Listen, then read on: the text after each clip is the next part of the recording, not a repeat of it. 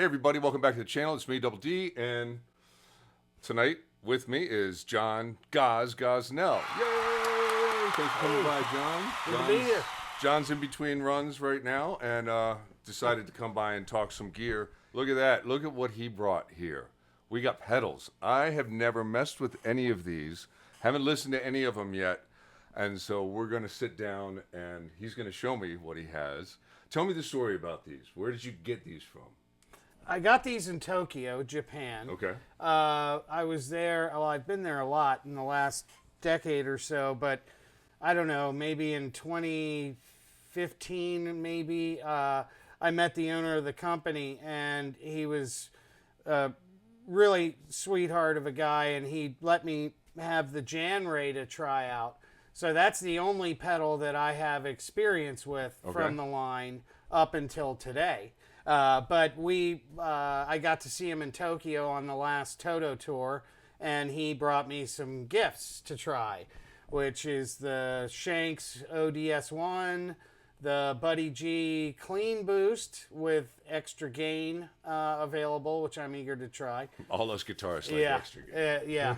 And then a Myriad Fuzz, which they did a limited run on, and apparently there's only a handful left, but I got my hands on one to try as well. So apparently it's really interesting, so I can't wait to hear it. Yeah, this will be cool. I'm not much of a fuzz guy. There are a couple of shades of fuzz that I really like, but it's hard for me to sit with the fuzz and gel with it for a whole set. Yeah. So for me, fuzz has always been, but I know people that just like, they just swear by it. Yeah, and then there's so many different types of fuzzes, you know, with the transistors and the silicon versus the germanium and you know, they all sound different, they react differently, so I'm curious to see. This will do quite a bit. So is this germanium or is it silicon, do you know? That's germanium, I believe. Germanium? Yeah. Okay, yep. I think, actually, you know what? Yeah, I got the should. box. It's probably in Japanese though. Oh, yep, it sure is. So if anybody can read Japanese, you're Google Translate to the rescue. It'll let us know. All Oh, right. there's some There's some gotta be stuff something here. under there. Yep, there. So got your dynamics, the speedy, the GE bias trimmer will also affect the feel. Oh, it says yes. So the GE bias will be.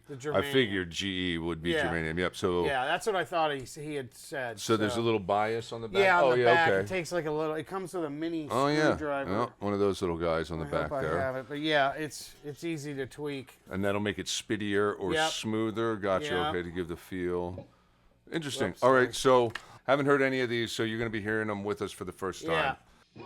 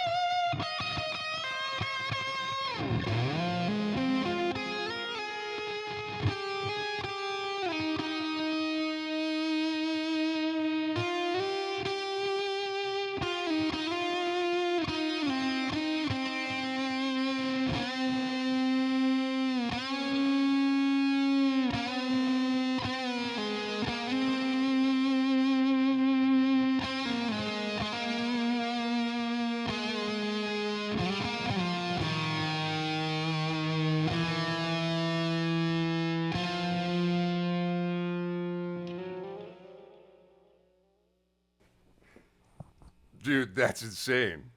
That okay. That's a killer fuzz. That's ridiculous. I know. Holy moly. Like, okay. That's the Thing kind of sounds- fuzz that sells me on like fuzz. You know what I mean? Yeah. Like that is killer. Yeah. So That's really, really good. the feel, I guess, is kind of like a filter thing. I could hear it just I think that's what Shingo was saying, that that's what makes it smooth versus Yep. spitty. Yep. Or is that? Well, there's that in the back. back, so I think this is like a fine tuner of that. Yeah, in its own I think way, it's a range 'cause you of it could or feel- something. Yeah, Yeah. that makes sense. You could feel it just sorry. kind of start to take off in certain spots, but then it really smoothed out. But you got a little darker, a little dark, so then you have to And kind then of when you were compensate with the turning tone. it up, it started to get spitty, Really and it was spitty. really cool. Here.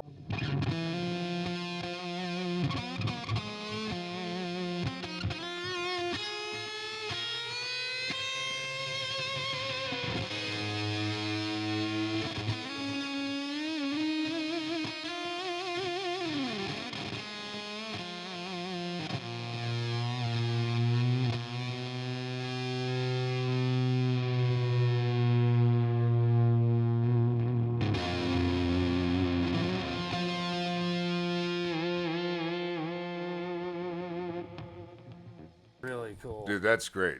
That so yeah, I could hear as you turn the fuzz up, it starts to get spitty, and then the feel kind of varies between, like, I guess more of a Velcro-y spit, and then to much more of a spattery, Raspy. raspy. Yeah. There's the word. Yeah. Yeah, that's great. That's really cool. Okay, so let's check out the Buddy G. The Buddy G. Yeah. Buddy G. And so what are we looking at here? This So is clean it's a clean boost. boost with like an EQ. EQ I think it's section. what, bass and treble.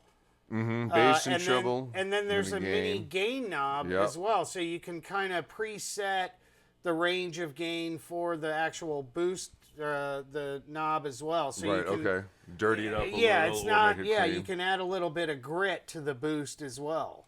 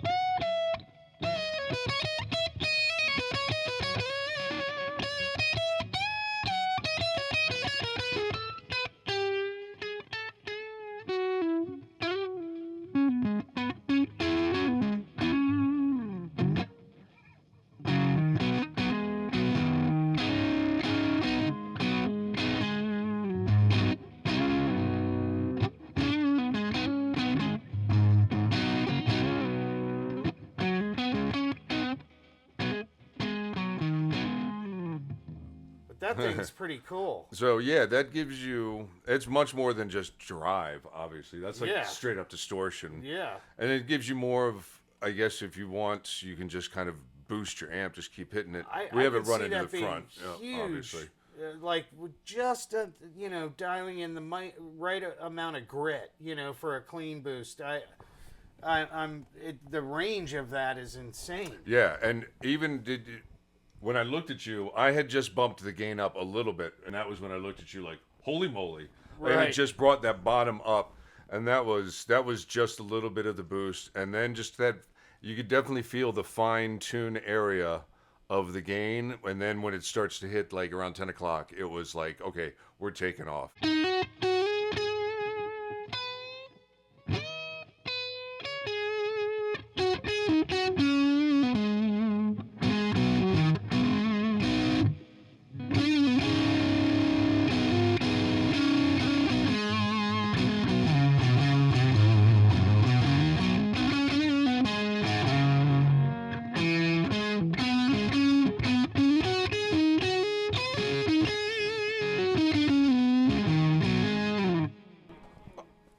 let's try this. Let's try just hearing how this sounds after that, because a lot of times with fuzz you get lost in the mix a little. You know what I mean? Sure. And so let's just see. Let's just What it does. Let's just see. Let's just see.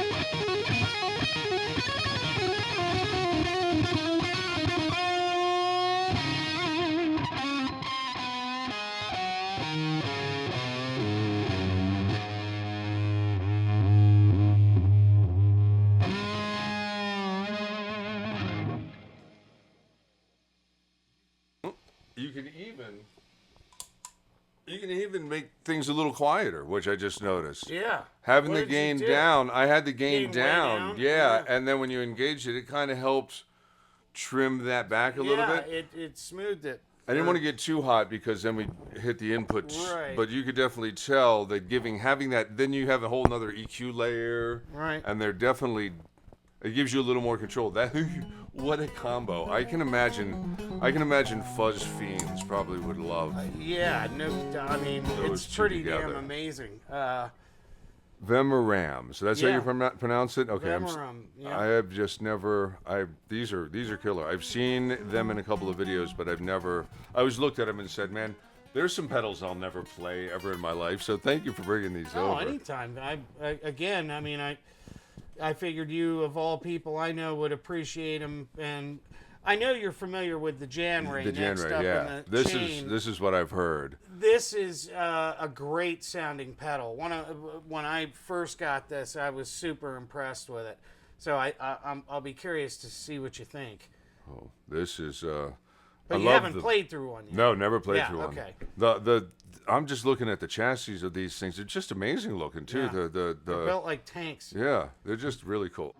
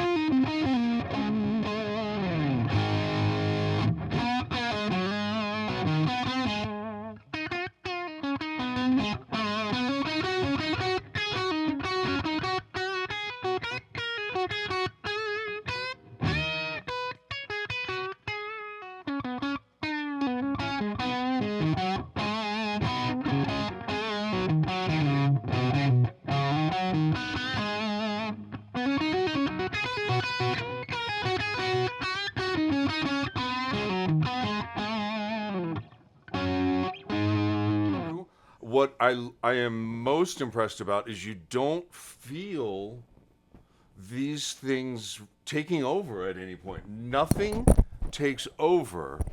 And so you're sitting here shaping the sound, and then you turn it off and you go, oh, wow, I've done all that. And then you turn it back on and you're like, and you don't feel like you're taking anything like really away. Even bringing that treble down, Yeah, it had such a smooth range. It doesn't get too dark. It didn't turn into this, and bringing up the bass just was given a nice beef. You're seeing them more and more now in the U.S. Dealers are picking them up, but they're great pedals. I mean, a lot of guitar players are using them now, especially the Jan Ray and the ODS one, the new Shanks pedal, which we're about to get into. Yep. But I'm curious to hear how the clean boost stacks on the Jan Ray. So we're gonna turn this on. You were hearing that, and then we'll turn this on in a second. So.